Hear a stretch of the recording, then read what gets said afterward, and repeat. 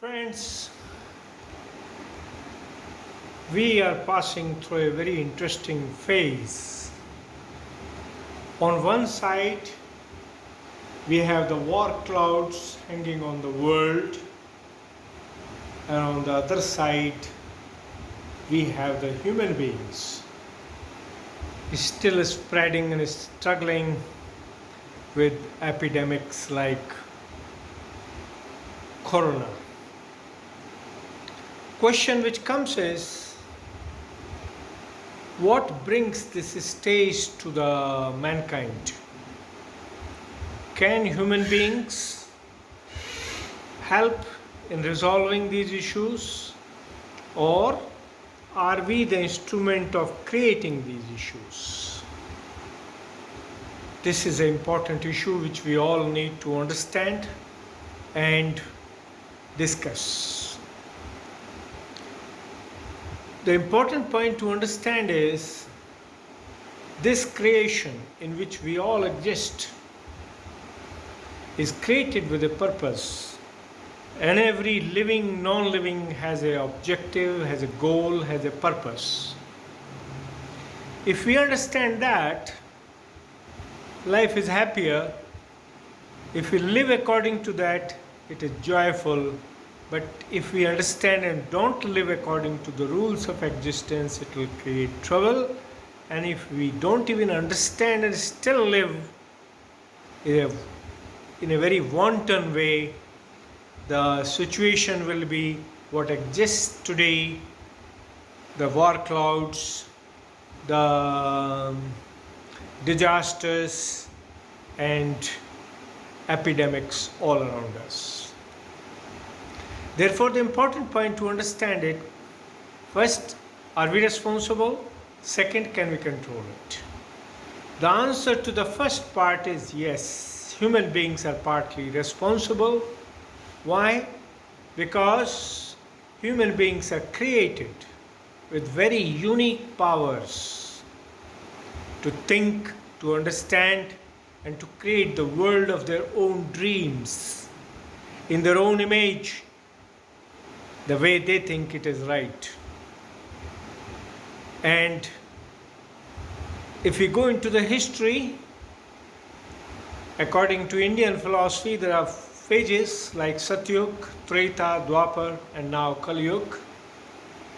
Satyug had a longest period of peace and joy, lasted for thousands and thousands of years, for roughly around, I think, 15 to 16,000 years. Treta, not bad, around 8,000 plus years, 12,000 plus years, and Dwapar 8,000 plus years. But Kali Yuga, 4,000 plus years. Why this shortening of the phase? It has two impacts. First, the life expectancy, the age of the people has been reducing from Satyug to Treta to Dwapar to Kali Yuga. In Satyug it was thousands of years, and Kali Yuga it is tens of years. 40, 50 people start counting to go back. Second part is speed of life. In Satyug, people lived with nature, peacefully meditating, enjoying the creation, existence. In Treta, more ambition came up. Dwapar, ambition became great, and the wars took place in Treta and war took place in Dwapar. And now we are in Kali Yuga, where wars after wars have been taking place. United Nations was created after the World War. People thought after Second World War they will be able to stop it, but Third World War now is on our doorsteps. Which means what? Our egos, our ambitions, our material desires, our speed of existence or living is rubbing each other and causing tensions all around, which are making life shorter, peace shorter, existence shorter, and hope for joy shorter. Therefore, we are today in a stage where we have Third World War hanging on us. Two have already taken place, and if we go by the statements by our leaders, Third World War might not have taken place, but wars have been taking place from after Second World War till today. Many and lakhs of people have been killed or died in these various terrorist and other wars or attacks. Therefore, the question comes, have we understood? Because the current phase in which Third World War is a possibility is caused by great human ambition, over-ambition, desire to occupy others' lands, subjugate the world and become the world leader. Are we going to live with it, or we want to control? The way out.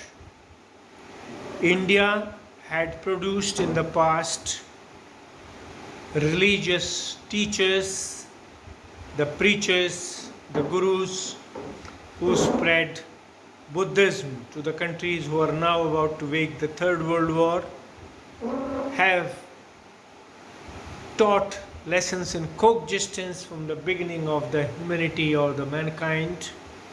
And today we are again at a crossroad where India can act as a leader, can teach the world.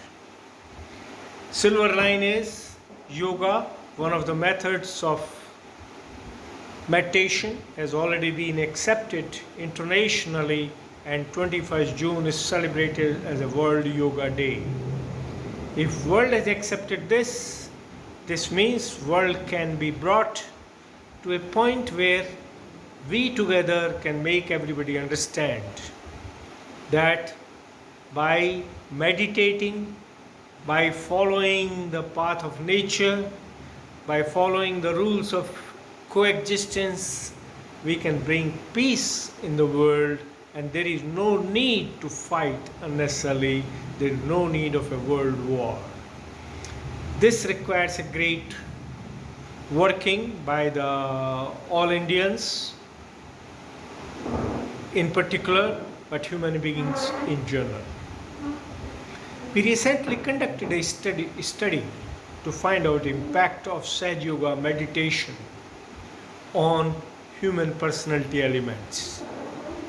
And out of the 15 elements we studied, like anger, jealousy, anxiety, ego, illness, physical, mental, emotional, spiritual ailments, and ambition, etc., we found all can be controlled. All can be controlled by meditation, and people can be made to behave in a very peaceful manner where war or disasters can be avoided. Important point which we are wanting to convey to everyone is ambition and ego are two most difficult items to control, the study had brought out. While all others are easy to control, ambition and ego are very difficult, but ego is the most difficult. Therefore, more sustained period is to be spent, or effort is to be spent on meditation. This study was the result of half an hour meditation once in a week, but we are conducting second study wherein Sahaj Yogis who are perpetually in meditation, doing it every day, morning, evening, and also weekly, will be examined, and we hope results will be far better. But without waiting for any study, we are at a point to admit that meditation, particularly Sahaj Yoga meditation, can help in improving personality elements which cause overambition, ego disturbances, wars, ailments, disasters, etc. all types of ailment, physical, mental, emotional, spiritual, can be controlled from 30 to 50% in half an hour meditation. If it is done for sustained period, we are hopeful that all these can be controlled 90%, 95% or more than 90%. If that can happen, world has a path for peace, coexistence in a joyful manner, and live happily together. God bless all. Jai Hind, Jai Bharat.